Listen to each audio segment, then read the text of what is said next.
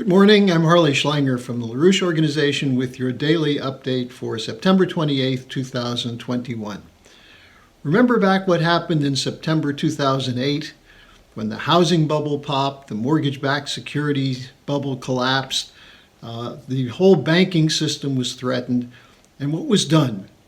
The government stepped in, first under George W. Bush and then under Barack Obama, to bail out the speculators, to bail out those people who created the housing bubble, and who were responsible for not just the near collapse of the financial system, but the fact that the government came through with a multi-trillion-dollar bailout of speculators while putting homeowners out on the street. It's estimated that between 7 and 8 million families lost their homes as a result of this bubble that was created.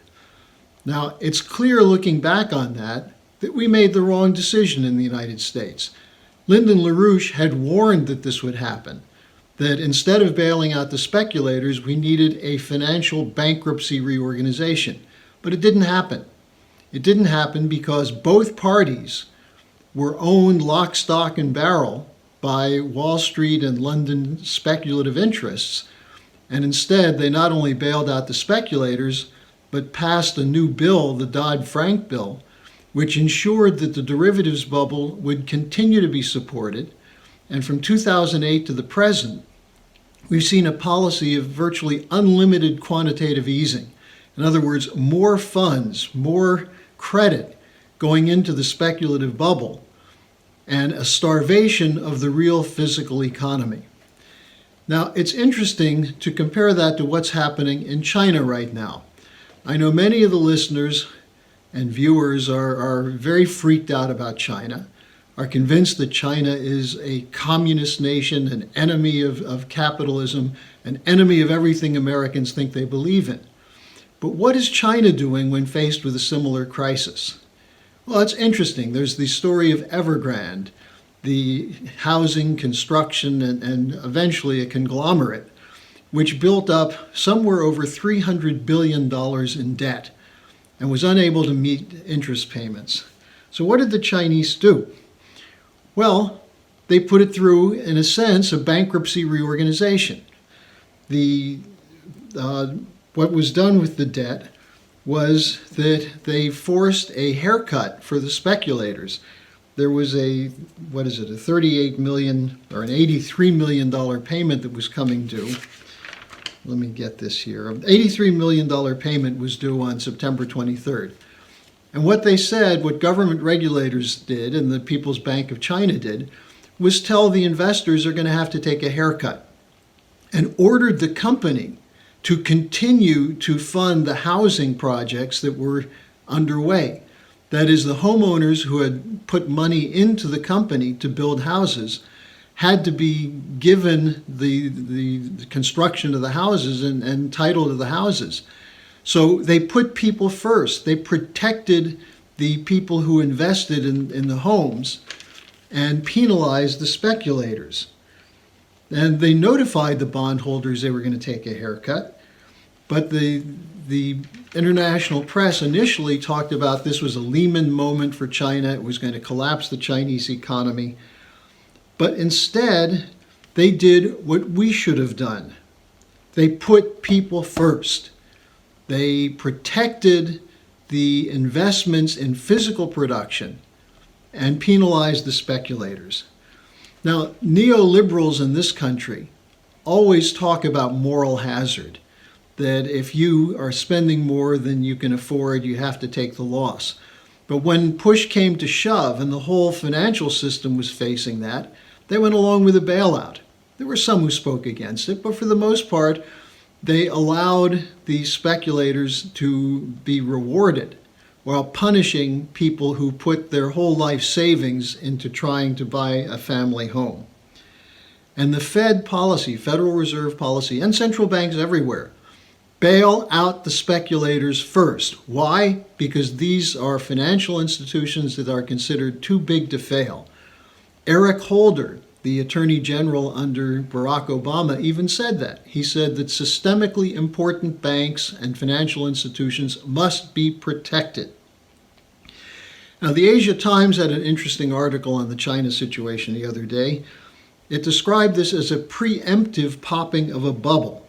And they went on to write that what the U.S. authorities should have done before the collapse of the U.S. housing bubble nearly crashed the banking system, there should have been a preemptive popping of the bubble.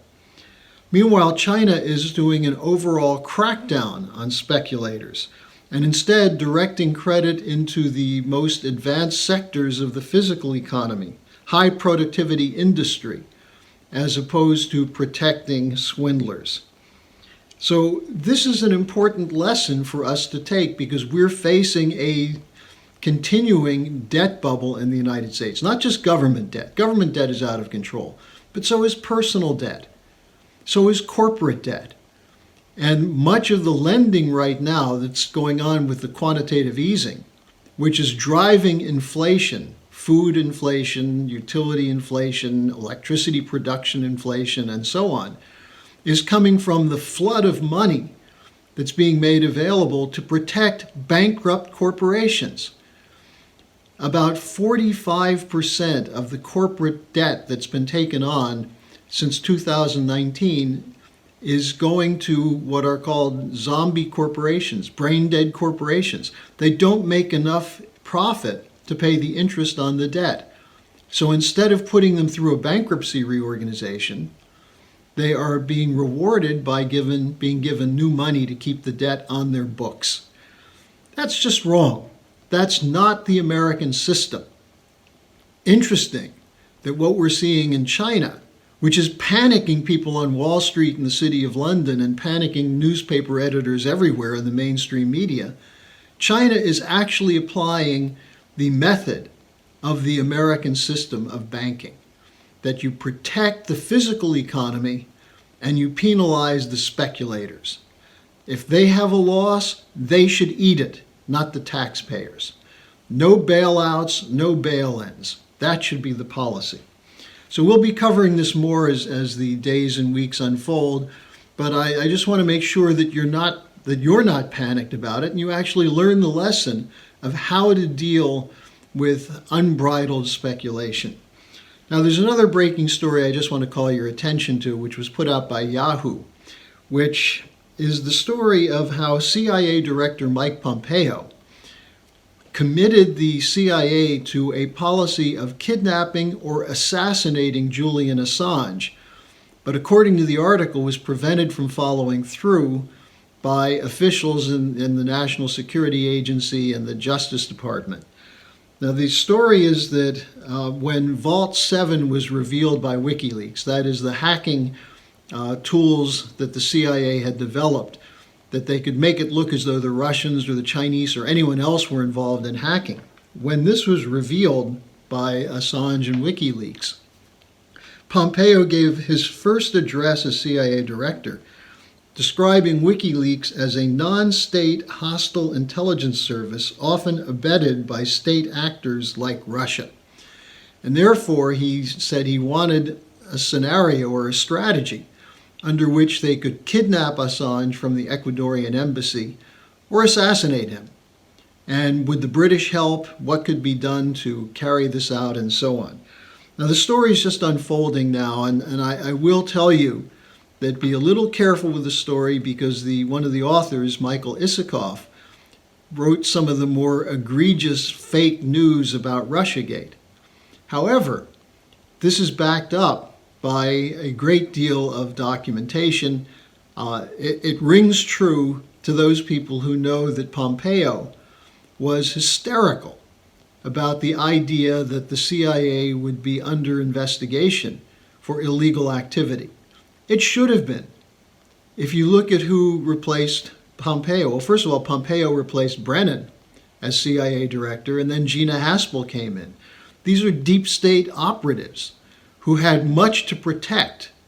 So this is a crucial story, and it should be getting more coverage. From what I can tell, it's getting very little coverage, but if you want to see it, go to Yahoo News, and the story is there about the planned kidnapping and assassination of Julian Assange. So thank you for joining me today. I will be back tomorrow with your daily update.